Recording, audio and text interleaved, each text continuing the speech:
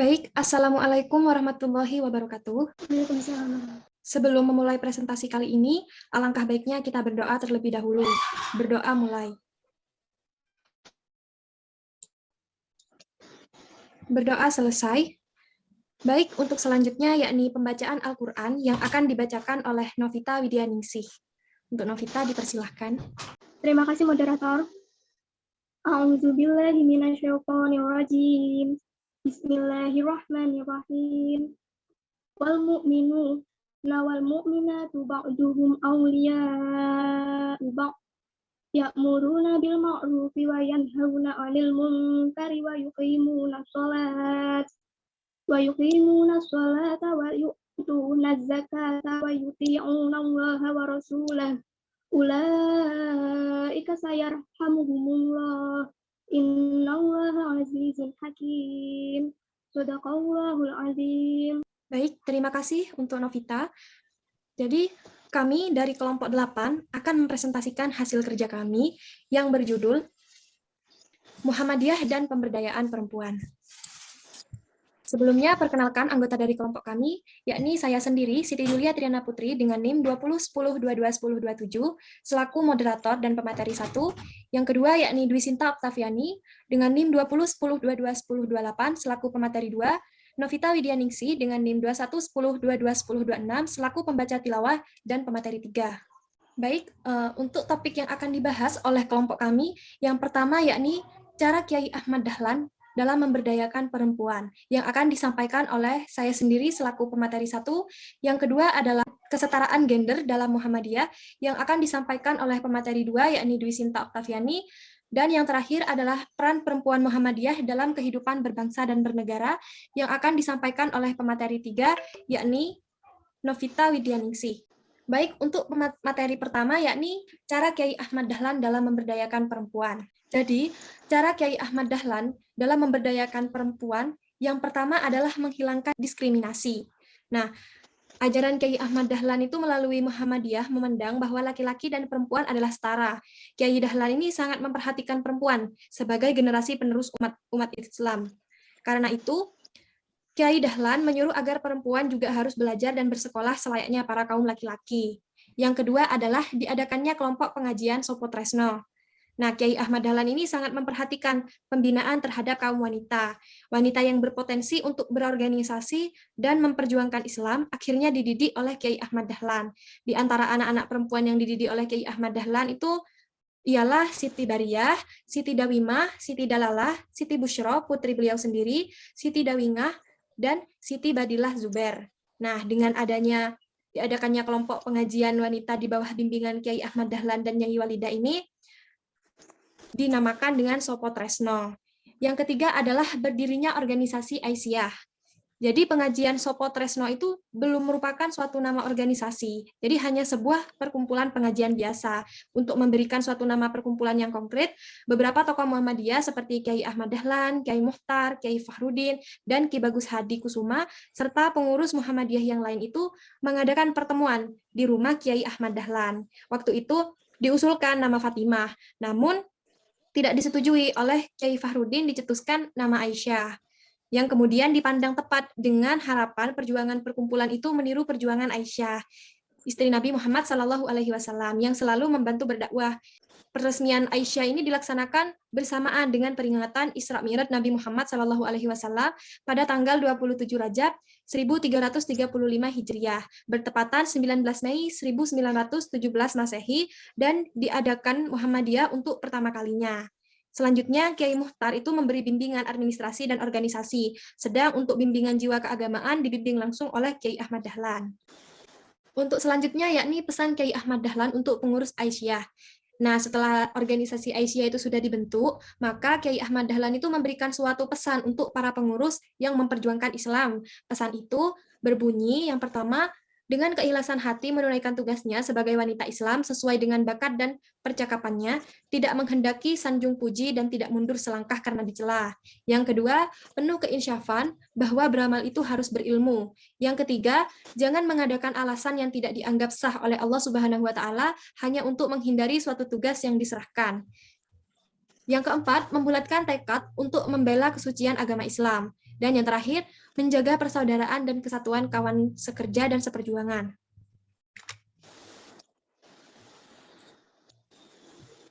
Baik, untuk selanjutnya adalah pemikiran keislaman Nyai Ahmad Dahlan. Nah, pemikiran keislaman yang dikembangkan oleh Nyai Ahmad Dahlan ini, postulasinya adalah bahwa Islam yang dibawa oleh Nabi Muhammad adalah agama yang baik, indah, benar, dan bermanfaat atau rahmatan lil alamin. Nah, oleh karena itu, ajaran agama ini harus diketahui, dipahami, dan diamalkan oleh umat dalam kehidupan sehari-hari. Ini tidak lain adalah agar umat senantiasa mendapatkan kebahagiaan hidup baik di dunia maupun di akhirat. Yang kedua, perlunya wadah dan kelompok yang berkesepahaman. Jadi, bagaimana agar nilai-nilai Islam itu dapat ditransfer, diterima, dan dipahami dengan baik, maka itu memerlukan metode dan transformasi dalam bentuk wajah yang bersifat membumi. Dan inilah yang mendorong munculnya pemikiran untuk memiliki wadah dan kelompok yang berkesepahaman. Yang ketiga, yakni Nyai Ahmad Dahlan membuat asrama atau pondok untuk perempuan. Nah, dibentuknya Aisyah yang dulunya adalah majelis pengajian bernama Sopotresno itu, kesadaran memiliki wadah dan kelompok ini menjadi ciri khas pemikiran Kiai Ahmad Dahlan dan Nyai Ahmad Dahlan. Inilah kemudian yang mengilhami Nyai Ahmad Dahlan untuk membuat asrama atau pondok khusus untuk perempuan. Bagi Nyai Ahmad Dahlan, bentuk pendidikan keislaman yang baik itu adalah pendidikan dalam model pondok, karena relasi antara pendidikan dan yang didik terjalin intensif, sehingga nilai-nilai keislaman sebagaimana yang disebutkan tadi itu mudah untuk ditransfer, baik melalui model pengajaran maupun dalam bentuk keteladanan. Baik, itu saja untuk materi selanjutnya, yakni kesetaraan gender dalam Muhammadiyah akan dijelaskan oleh pemateri 2. Untuk Dwi Sinta, dipersilahkan. Baik, untuk yang selanjutnya saya akan menjelaskan tentang kesetaraan gender dalam Muhammadiyah. Dengan pendirian Kiai Ahmad Dahlan yang keras terhadap taklid dan keterbukaannya terhadap perubahan menjadikan Muhammadiyah sebagai organisasi yang dinamis dan bisa menyesuaikan diri dengan perubahan. Dengan semboyan kembali yang disebut bid'ah dan sikap taklid yang membelenggu umat pada hal-hal yang tidak bermanfaat. Penguburan yang sederhana merupakan suatu contoh yang mengajarkan kepada umat Islam agar berhemat tanpa menghilangkan unsur-unsur yang diajarkan Islam. Nah, di sisi lain ini juga membuat Muhammadiyah terbuka dan fleksibel terhadap unsur-unsur inovasi baru yang membawa maslahat, walau dari manapun asalnya inovasi itu asalkan tidak bertentangan dengan kedua prinsip di atas, yaitu Quran dan Sunnah. Ini seperti keterbukaan Kiai Ahmad Dahlan yang beradaptasi terhadap pemikiran dan intuisi yang berasal dari kolonial Barat dan Kristen seperti sistem pendidikan, kurikulum, pakaian, panti asuhan, dan lain-lain. Dan yang selanjutnya, Aisyah sebagai komponen Muhammadiyah. Dalam mewujudkan masyarakat yang berkesetaraan dan berkeadilan gender, berkiprah dengan merespon isu-isu perempuan, atau seperti KDRT, kemiskinan, pengangguran, trafficking, pornografi, dan aksi, pendidikan, kesehatan, dan kesejahteraan, dan sekaligus memberdayakannya secara terorganisir, terprogram dengan menggunakan dan memanfaatkan seluruh potensi. Model gerakannya, Aisyah dalam bentuk keluarga Sakinah atau Qoryah Thayyibah merupakan arus utama strategi gerakan Aisyah dalam membangunkan kehidupan umat yang lebih baik, dalam rangka menyesuaikan dengan perkembangan dan perubahan sosial agar lebih dekat dengan pertumbuhan dan perkembangan kondisi masyarakat modern. Maka dilakukan pengkayaan seperti model gerakan Aisyah berbasis jamaah karena jamaah merupakan bagian paling nyata yang hidup dalam masyarakat. Yang ketiga yaitu Muhammadiyah dan Aisyah sampai sekarang tetap berkomitmen dalam memberdayakan perempuan untuk kesetaraan dan keadilan gender. Hal ini dapat dilihat dari hasil Muktamar Muhammadiyah ke-46 tahun 2010 di Yogyakarta mengenai program bidang pemberdayaan perempuan dan perlindungan anak yang terdiri dari visi pengembangan dan program pengembangan. Selanjutnya yaitu hasil Muktamar Muhammadiyah ke-46 tahun 2010, yaitu visi pengembangan. Visi pengembangan yaitu berkembangnya relasi dan budaya menghargai perempuan, berbasis ajaran Islam yang berkeadilan gender dan terlindunginya anak-anak dari berbagai ancaman menuju kehidupan yang berkeadaban utama. Dan untuk yang selanjutnya yaitu program pengembangan. Yang pertama yaitu meningkatkan usaha-usaha advokasi terhadap kekerasan terhadap anak dan perempuan serta human trafficking yang merusak kehidupan keluarga dan masa depan bangsa.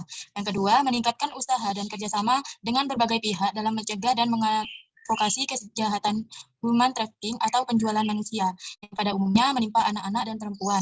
Yang ketiga, meningkatkan usaha dan kerjasama dengan berbagai pihak dalam melakukan perlindungan terhadap tenaga kerja perempuan dan anak-anak dari berbagai bentuk eksploitasi dan pelanggaran hak asasi manusia.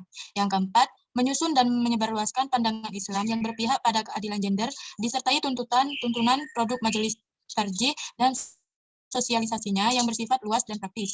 Yang kelima, mengembangkan model advokasi berbasis dakwah dalam menghadapi berbagai bentuk eksploitasi terhadap perempuan dan anak di ruang publik yang tidak kondusif seperti di penjara, pabrik, dan di tempat-tempat yang dipandang rawan lainnya. Dan yang keenam, mengembangkan pendidikan informal dan non-formal selain pendidikan formal yang berbasis pada pendidikan anti kekerasan dan pendidikan perdamaian yang pro perlindungan terhadap perempuan dan anak-anak. Muhammadiyah memberikan kesempatan bagi perempuan untuk berkiprah di ruang publik. Bukti dukungan Muhammadiyah untuk kesetaraan gender dilihat dalam beberapa aspek. Misalnya, terbitnya sebuah buku hasil kerjasama dengan Komnas Perempuan yang berjudul Memecah Kebisuan, Agama Mendengar Suara Perempuan, Korban Kekerasan Demi Keadilan atau Respon Muhammadiyah. Hal tersebut cukuplah menjadi bukti kontribusi Muhammadiyah dalam mewujudkan keadilan gender. Menteri Pemberdayaan Perempuan dan Perlindungan Anak, Linda Amalia Sari Gumelar, menyatakan dengan tegas bahwa Aisyah telah membantu percepatan kesetaraan persamaan dan keadilan gender, terutama dan langsung dirasakan melalui lembaga pendidikan dan kesehatan yang dikelola Aisyah. Hal ini disampaikan pada acara Rapat Kerja Nasional Pimpinan Pusat Aisyah di Wisma Makara, UI Depok, 3 Juni 2019. Baiklah, untuk yang selanjutnya saya kembalikan kepada moderator. Baik, terima kasih kepada pemateri 2.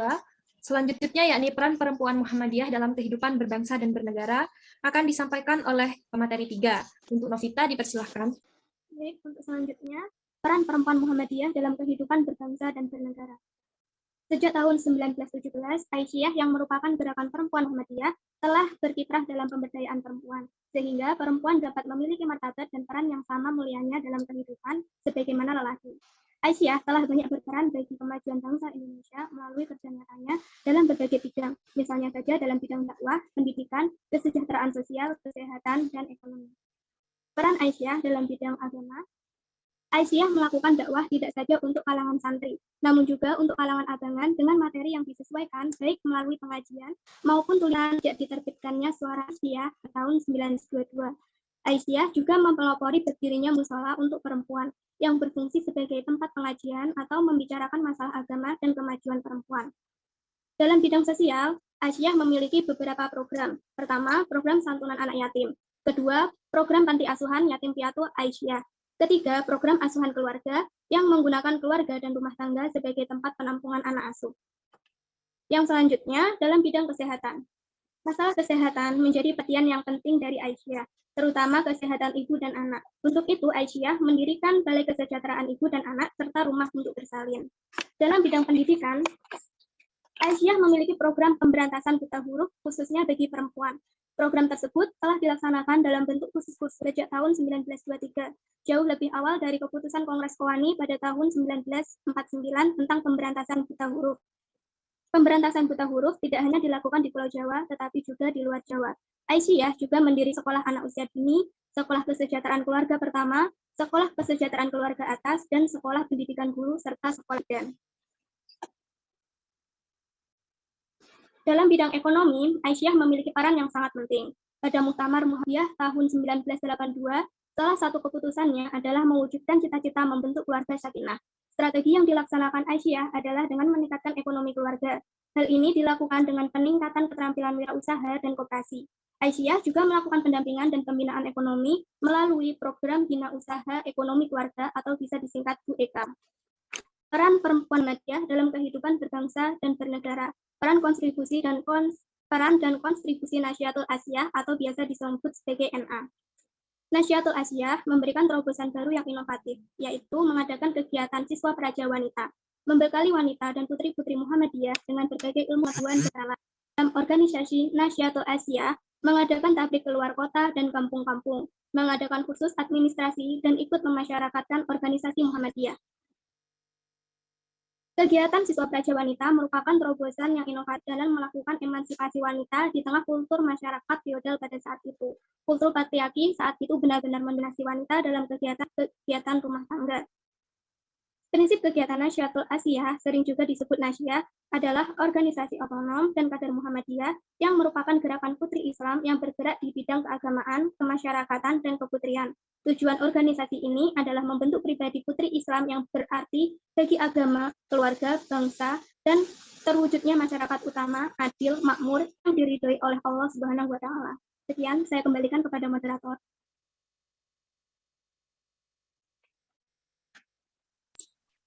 Baik, Terima kasih kepada pemateri 3, karena penyampaian materi mengenai Muhammadiyah dan pemberdayaan perempuan sudah selesai.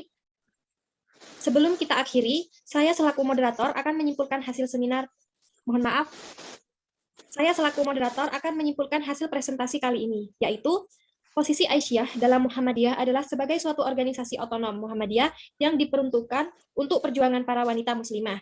Karena lembaga ini adalah bagian dari organisasi Muhammadiyah, maka fungsi dari lembaga ini sebagai partner gerak langkah Muhammadiyah, di mana asas dan tujuan tidak terpisah dari induk persyarikatan.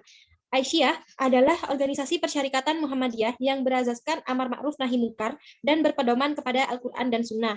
Sekarang ini, gerakan perempuan Aisyah masih sangat dibutuhkan dan dikembangkan keberadaannya khususnya di Indonesia. Dengan melihat tantangan dan kondisi sosial politik yang ada saat ini, berbagai problema yang teramati dan diamati saat ini yang dihadapi perempuan Indonesia juga semakin multi aspek, seperti ketidakadilan gender, kekerasan, perdagangan perempuan dan anak, kualitas kesehatan perempuan dan anak yang masih memprihatinkan, kemiskinan, berbagai permasalahan sosial lainnya.